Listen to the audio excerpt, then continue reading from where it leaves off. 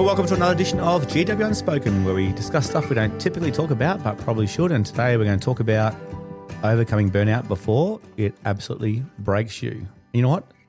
Burnout doesn't announce itself without fireworks, right? It sneaks in wearing the mask of productivity and dedication, or what we like to be called being a team player. You know, at first you think, I'm just a little tired. And then it's that thought around, well, I know it's for me, coffee will fix it. And before long, you're probably about 3 flat whites deep by 10 a.m. and your brain feels like mashed potatoes. Been there before? You know, we live in a society now where being busy is so important and it's recognized as, you know, you must be important. How many times have you gone to a party or a social setting or met someone and say, hey, how you going? Oh, really busy. It's like a status symbol these days. And I'm not saying that people aren't busy, but that's one of the first things we say. And here's the kicker. Burnout isn't about being weak. It's about being human. The World Health Organization actually recognizes burnout as, quote, an occupational phenomenon. And that's fancy talk for, hey, congratulations, you've worked yourself sick. And here's the neuroscience part. Your prefrontal cortex, the bit of your brain that makes good decisions, shuts down when cortisol runs the show. So if you found yourself forgetting, you know, why you walked into the kitchen or yelling at the toast or crying over a dropped pen, trust me, you're not broken. Your brain is just fried. And the real villain here isn't your boss or your kids or, you know, or even your never-ending email inbox. It's the villain is chronic stress that's left unchecked. So think of stress like fire, a small campfire. Helpful, keeps you warm, cooks your marshmallows. But let it burn uncontrolled, it takes down the whole forest. Chronic stress does the same thing in your brain and your body physically. And here's the science. Prolonged cortisol release actually shrinks your hippocampus, so the memory and learning center of your brain. So studies now show that chronic stress can literally reduce the size of your brain. And listen, most of us are not walking around with extra brain cells we're eager to donate or trade off during the day. Now, I've written a few facts here today, so apologies, I'm going to read this a little bit here, but the American Psychological Association found that nearly 77% of people regularly experience stress-related physical symptoms. So that's ones you can actually be aware of and see. So these include headaches, sleep disruption, digestive issues. You know, and here's another quote for you to chew on. The neuroscientist Dr. Andrew Huberman says, stress isn't bad in short doses, but when it becomes the background noise of your life, it erodes you. All right, smart guy, works in neuroscience, think he knows his stuff. So look, let me give you a way out before your burnout breaks you. Here's 3 practical shifts, I suppose you could start with this week to see if it makes a difference for you. And I know there's plenty more out there, but here's 3. Just try. Number 1, identify it. Listen to the warning signs. So burnout whispers before it screams. Like, do you find yourself snapping at people you love? Are you struggling to concentrate? Do you find yourself Googling how to fake your own death and live in a cabin in the woods? Like, it's not quirky curiosity. It's actually a warning sign, right? That is a warning sign itself. Neuroscience tells us that when you ignore these cues, your amygdala, that fear center in your brain, it actually takes over the wheel. And that's why you overact to small things, like someone using your favorite mug. So you need to pay attention early and identify that. So yeah, number 1, listen to the warning signs. Number 2, rewire your recovery.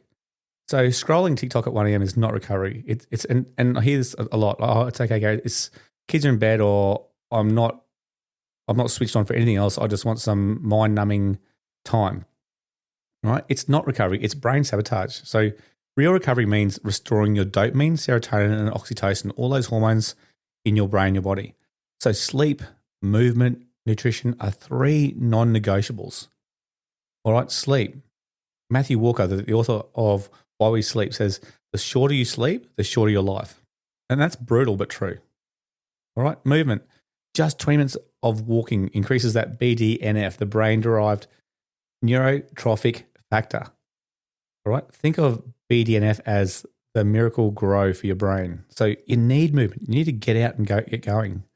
Don't get into the habit of tomorrow, or when the perfect circumstance arises where you feel like moving. It'll never happen, all right? Or if it does happen, it won't happen regularly.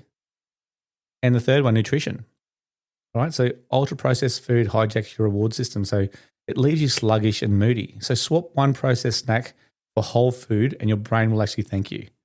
All right, so rewire your recovery, 3 things: sleep, movement, nutrition. Try that. Try it for a week and see how your body reacts and also your mood. All right, and here's the third thing. So the third thing of the 3 shifts. So number 1, listen to your warning signs. Number 2, rewire your recovery. Number 3, redraw your boundaries. So this one's hard, especially if you're a people pleaser. But boundaries are not walls; they're doors with locks. So you decide who gets the key. The brain thrives on predictability. It actually loves things that are predictable. So when you say yes to everything, you overload your neural network. So saying no reduces cognitive load and it protects your executive function. So another quote, Brené Brown puts it perfectly. She says, daring to set boundaries is about having the courage to love ourselves, even when we risk disappointing others. All right? It will free you up when you redraw your boundaries. All right? So now imagine this. You wake up, you don't need an alarm to drag you out of bed. Your energy actually feels stable, not like a dodgy Wi-Fi signal cutting in and out. You have space to breathe, you have patience with your family, and enough clarity to actually finish a thought. Now, that's not some Instagram wellness fantasy. That's what your brain and body are designed for. When you step off the burnout treadmill and start listening to what neuroscience already tells us, rest, connection, and balance rebuild resilience. So here's my challenge for you this week. Number 1, choose one recovery action. Maybe it's going to go to bed 30 minutes earlier. Maybe it's leaving your phone outside the bedroom and maybe pick up a book of your interest. Here's another one. Choose one boundary. Say no to something that drains you, even if you're uncomfortable. All right? Do that and write them down. Like share them with a friend. And accountability turns into action, especially those intentions. They turn into action. And remember, you're not lazy, you're not failing, you're not broken. You're a human being whose nervous system is asking for help.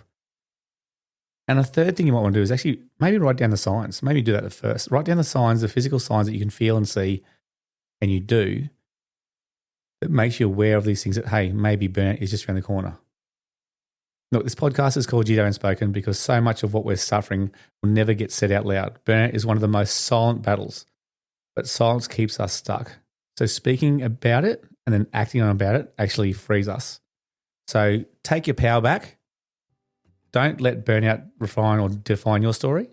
And if this episode hit home, share it with somebody who's, carrying too much as well, because chances are they need to hear that burnout doesn't have to be the breaker for them either. Thanks for joining us.